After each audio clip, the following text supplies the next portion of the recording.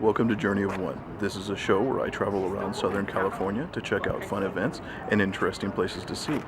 Many times I'll be on my own, showing that you can have a unique experience when you travel solo, as well as showing that it's okay to do things on your own. But if friends or family join you, then all the better.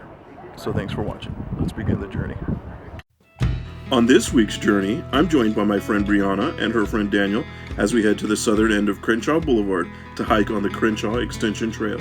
You've probably heard of Crenshaw Boulevard if you listen to rap music, as it's a major street running from central LA on Wilshire Boulevard all the way south to Palos Verdes. Right before the trail at the end of Crenshaw Boulevard is Del Cerro Park, a small park with a killer view.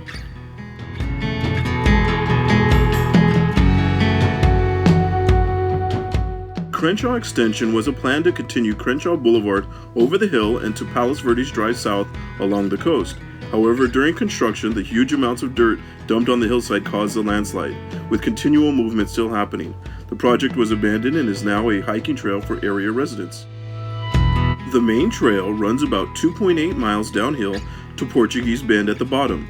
There are a few offshoot trails you can take, however the main one is the Burma Road Trail, as pointed out here by Briana. It's hard not to pause every so often and take in the view, except if you're a bit camera shy. Be sure to bring plenty of water, or you'll have to resort to trying photosynthesis to get energy. I recommend taking the Eagle's Nest Trail, a path which takes you to a lookout point at the top of a hill before rejoining the main trail. However, I also recommend doing it on the way downhill, as the uphill direction from the other side is a bit of a workout, but a beautiful trail nonetheless. We made it about halfway before deciding to head back, as we knew the uphill climb would be where the real push comes. If you're into hiking, definitely plan a trip here. I'm sure you'll love it as much as we did. Next this week, my dad and I headed back to the San Pedro waterfront to take a tour of the Battleship USS Iowa. The USS Iowa first launched in 1942, served and fought in World War II, the Korean War, was recommissioned for the Cold War, and served in reserve until 2005. The tour is self-guided, however you can download an app which helps expand information about the ship, and also has some fun games, like a scavenger hunt for the ship's mascot dog named Victory, hidden along the tour. The USS Iowa is the only battleship museum on the West Coast, and seeing these massive guns up close gives you some respect for the awesome firepower these ships have. And these big guns fire giant shells. Would be scary to be on the receiving end of these things. It's also a huge boat, 887 feet long, 4 feet longer than the Titanic. Our first step inside is to the officer's wardroom main deck, where you can see pictures and history of the Iowa, as well as a map that shows its voyages all over the globe.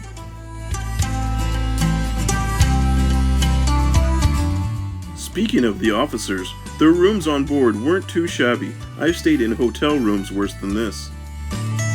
If you're claustrophobic, you probably wouldn't like these cramped walkways. Even I had to nearly duck walking through.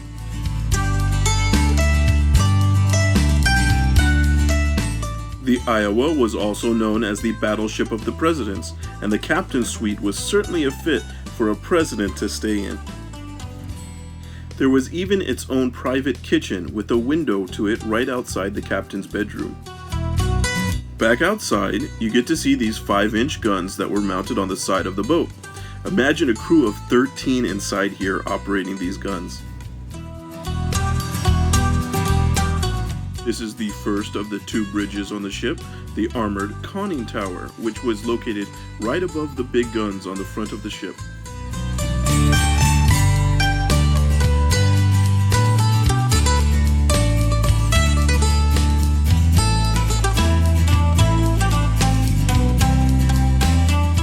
For the ship's modern era service, it was retrofitted with newer weapon capabilities, like Tomahawk and Harpoon missile launchers.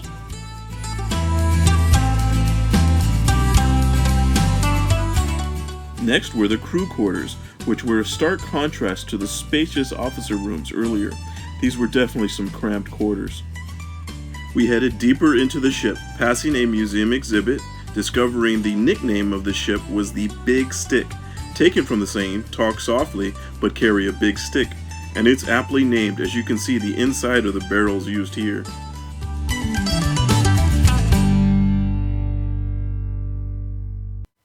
It was about time to eat, so next was the ship's bakery and kitchen, which I'm sure would have been my favorite place had I served on the boat. It actually reminded me a lot of my high school cafeteria, which I'm sure is a gross miscomparison. Be sure to pick something up at the gift shop to help support the USS Iowa, as it's not funded by the state or federal government, relying on admission and donations instead. Behind the stern of the ship, you can see a massive cruise ship as it's about to depart from the harbor. Seeing an actual battleship like the USS Iowa is an extraordinary privilege to visit and an honor to the sailors who served. Be sure to visit the next time you're in the area. Thanks as always for watching. Be sure to like and subscribe and check back next week as I go on another Journey of One.